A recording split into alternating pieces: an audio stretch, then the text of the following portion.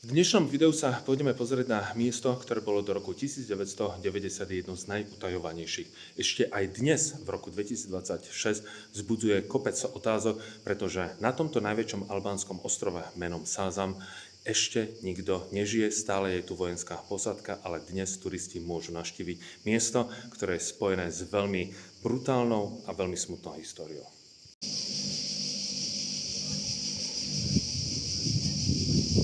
Na tomto mieste až do začiatku 60. rokov bola utajovaná sovietská ponorková základňa, jedna z najväčších a zároveň najjužnejšie, pre Sovietsky zväz veľmi podstatné. No ale potom bol Sovietsky zväz odtiaľto vyhnaný, lebo Hodža mal úplne inú politiku. No a v roku 2026 sa postupne toto miesto mení na dovolenkovú destináciu, kedy turisti z Vlore prichádzajú sem, aby si mohli pozrieť utajovanú skutočnosť a históriu.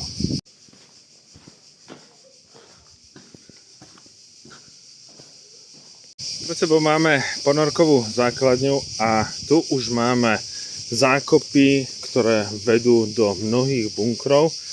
Takže poďme sa na jeden takýto bunker pozrieť, ako to vyzerá. Teraz si predstavte, že takýchto bunkrov je v rámci Albánska cez 170 000. No a do takéhoto bunkeru sa zmestilo 5-6 ľudí. Celý ostrov je popredkávaný rôznymi tunelmi, ktoré spájajú vraj takmer všetky bunkre. A tých bunkrov niekde sa dočítate, že 200, niekde 300. A vraj podľa miestnych tento tunel ide až k samotnému moru, aby mohli vojaci čo najrýchlejšie prísť na miesto a chrániť ostrov Sázan. Teraz smerujeme na miesto, kde žilo 50 rodín. Rodín, ktoré mali vysoké napojenie na komunistický režim a takisto vysokí vojenskí predstavitelia. A samozrejme, oni boli najlepšie platení. Ale teraz si predstavte, že síce žijete na krásnom ostrove, plného vojenského zariadenia, ale keby ste chceli ísť z tohto ostrova, musí vám to niekto schváliť a jediné mesto, ktoré môžete navštíviť, je Vlore, ktoré je asi 15 km odtiaľto. A ďalšia vec, keby ste sa potom už chceli pozrieť do Tirany, Jirokešteru alebo do iného albánskeho mesta, do konca života nemôžete. Dôvod, pretože aby ste nevyniesli vysoké tajné vojenské dokumenty a takisto informácie, ktoré by mohli preniknúť k samotnému nepriateľovi, a už keď idete do toho Vlore, máte vedľa seba aj nejakého príslušníka tajných služieb.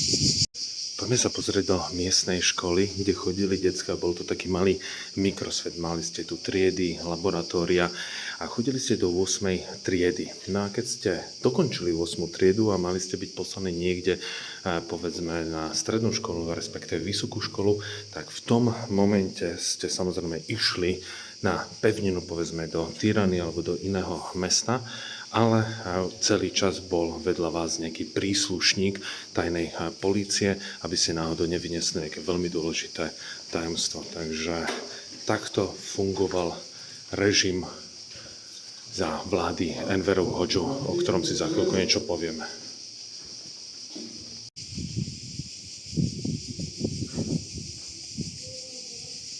Kto to bol Enver Hodža? Ak by som to mal povedať v skrátenom legislatívnom konaní, tak to bol komunistický diktátor, ktorý vládol albánsku pevnou rukou až do roku 1985. Bol to predstaviteľ, ktorý sa rozhodol, že napríklad zakáže náboženstvo, a Albánsko bola prvá ateistická krajina napriek tomu, že dnes tu vyznáva náboženstvo, či už moslimské alebo kresťanské, viac ako 90% obyvateľstva.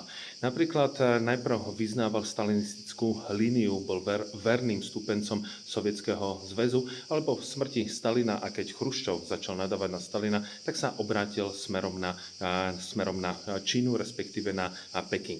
A Albánsko za jeho vlády bolo najuzavretejšou krajinou na tomto svete, ešte viac ako je dnes Severná Kórea. Pretože keby ste vy ako turista pred rokom 1990 chceli vstúpiť do Albánska, a ešte to bolo pred alebo počas vlády Envera Hodžu pred rokom 1985, tak vy vy ako zahraničný turista ste boli podrobení dôkladnej prehliadke, hlavne to, čo máte na sebe, aby to nebolo príliš západné.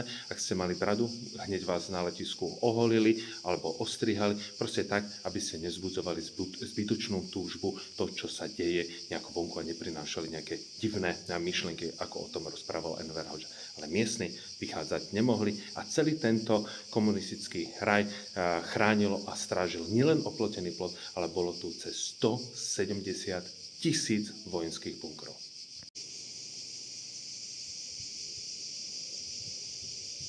Teraz sme sa dostali na miesto, kde boli byty pre samotných dôstojníkov, vojakov, komunistických pohlavárov, divadlo, kina a toto bolo to miesto, kde sa všetci združovali a my sa pôjdeme pozrieť na niektoré objekty.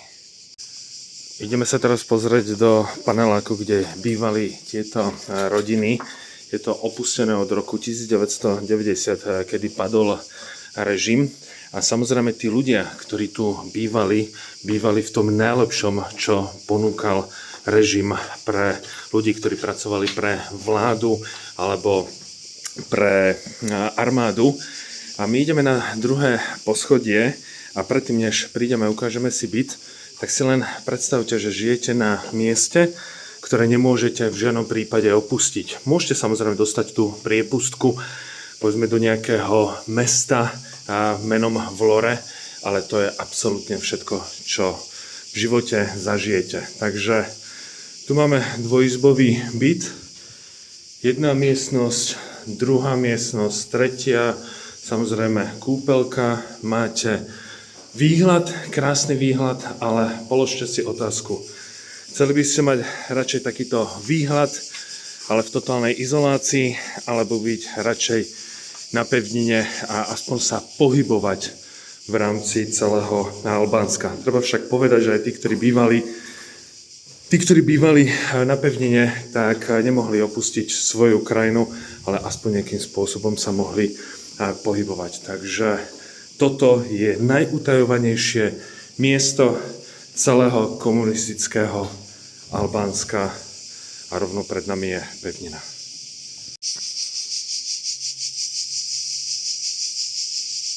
Ďalšiu budovu, ktorú si predstavíme, je miestne divadlo. A teraz si predstavte a prenesme sa do toho obdobia, do roku 1990, kedy ste doma nemali žiaden rozhlas, žiadnu televíziu, všetko bolo kontrolované a len dvakrát do mesiaca vám niečo premietli. Raz do týždňa samozrejme to bola televízia plná propagandistických záležitostí a potom divadelné predstavenie od umelcov, ktorí hrali niečo zo života diktátora Enveru Hoxhu. Tých objektov je tu obrovské množstvo a pre mňa je veľmi zaujímavé, že do roku 1990 by sa sem nikto v živote len tak nepozrel. A je vidieť, ako skončia bláznivé myšlienky, niečo, čo malo byť ukryté pred celým svetom. Odrazu je to voľne prístupné. Tie miliardy, ktoré sa sem dali, odrazu nefungujú. Bolo to absolútne zbytočné, lebo niekto trpel obrovským stihomanom.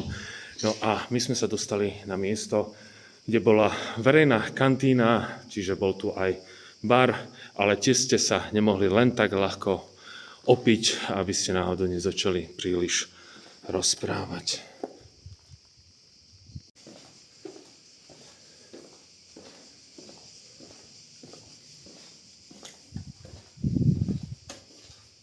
A ja nechávam zapnutú kameru a idem na miesta, kde som v živote nebol. Aby sa aj vy mali ten pocit, aké to je, keď vchádzate na miesta, kde sa písala vojenská história. A takéto miesta vo mne vždy vyvolávajú obrovské množstvo otázok, že na čo to vlastne bolo dobre. Či sa daní predstavitelia zbytočne báli, prečo toto robili všetko. No a prichádzame na miesto, kde vraj kde bol hotel pre tých, ktorí prišli z Ostrovečno, to boli teda tí hudobníci, pobudli, zahrali po mesiaci a okamžite odišli.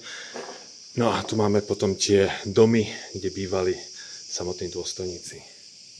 Ako sa viete dostať na ostrov Sázan? Je to veľmi jednoduché. Najprv sa musíme dostať do Albánska. A napriek tomu, že táto krajina nie je v Európskej únii, tak na cestovanie vám postačí občiansky preukaz. Takisto letecké spojenie je veľmi jednoduché, lebo z Bratislavy lieta priama linka za necelú hodinu a pol ste tu.